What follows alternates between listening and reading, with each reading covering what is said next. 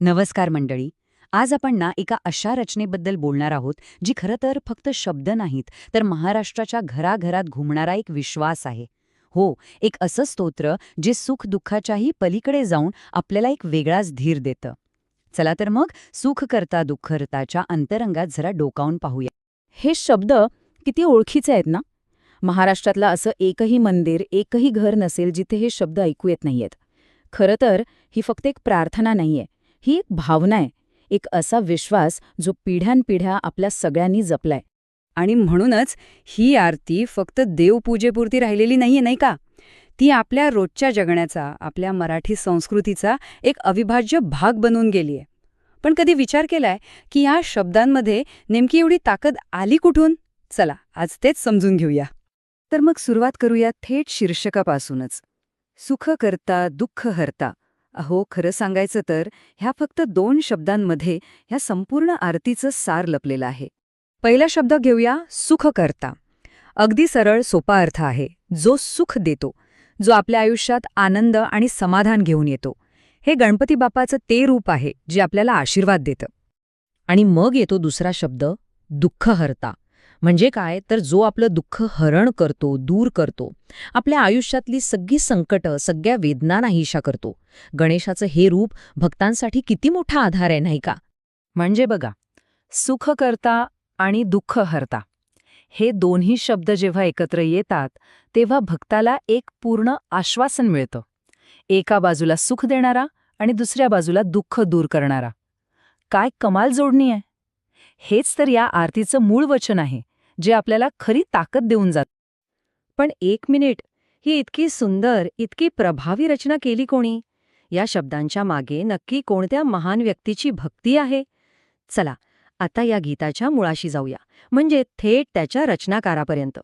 तर ही आरती रचली आहे 17व्या शतकातले महान संत कवी समर्थ रामदास स्वामी यांनी.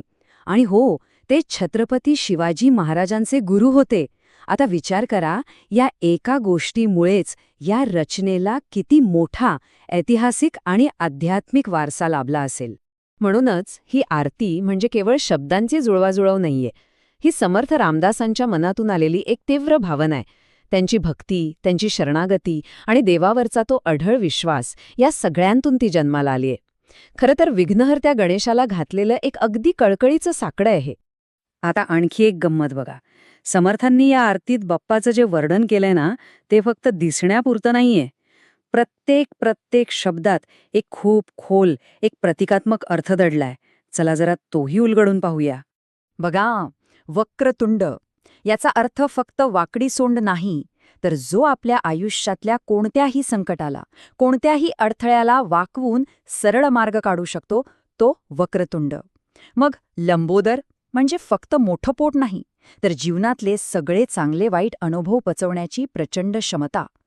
आणि सिंदूरवर्ण हा तर गणेशाच्या तेजाचं आणि शक्तीचं प्रतीक आहे. किती किती अद्भुत अर्थ आहेत नाही का या शब्दांमागे? बरं, हे झालं इतिहासाबद्दल. पण आजच्या काळात या आरतीचं स्थान काय आहे? ती आजच्या काळात इतकी महत्वाची का आहे? चला आता यावर बोलूया. कधी शांतपणे विचार केलाय का की ही आरती आपल्याला आज कुठे कुठे ऐकायला मिळते? तिची उपस्थिती खरं तर सगळीकडेच आहे, पण काही क्षण असे असतात जिथे ती आपल्या आयुष्याचा एक अविभाज्य भाग बनते. अगदी आपल्या घरातल्या रोजच्या सकाळच्या पूजेपासून ते मोठमोठ्या गणेशोत्सवाच्या मंडपांपर्यंत. कुठल्याही चांगल्या कामाची सुरुवात करताना किंवा किंवा जेव्हा कधी संकटकाळात मनाला धीर हवा असतो, तेव्हा ही आरती आपल्यासोबत असते. आपल्या आयुष्यातल्या प्रत्येक महत्त्वाच्या क्षणी तिने आपलं स्थान पक्क केलं आहे. आणि याचा आपल्यावर होणारा परिणाम तर खूपच खोल आहे.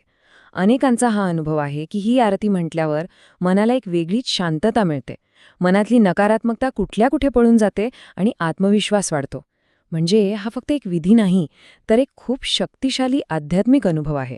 म्हणजे थोडक्यात काय तर सुख करता दुःख हरता हे फक्त एक गाणं किंवा एक आरती नाहीये. ती आपल्या मराठी संस्कृतीतल्या श्रद्धेची एक ओळख बनली आहे. एका पिढीकडून दुसऱ्या पिढीकडे आलेला एक अनमोल ठेवा आहे, एक मोठा वारसा आहे.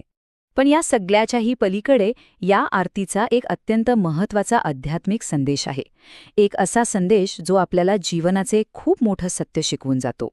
याचा सरळ अर्थ आहे, की जर मनात श्रद्धा आणि भक्ती असेल तर आपण आपल्या मोठ्यात मोठ्या दुःखाचं रूपांतर आनंदात करू शकतो. किती मोठा विचार आहे हा. हा एक असा संदेश आहे जो प्रत्येकाला, अगदी प्रत्येकाला आशा आणि शक्ती देतो. आणि याच शक्तिशाली विचारासोबत आज आपण इथे थांबूया. नेहमी लक्षात ठेवूया, हा फक्त एक जयघोष नाहीये, हा एक विश्वास आहे की तो विघ्नहर्ता आपल्यासोबत कायम आहे.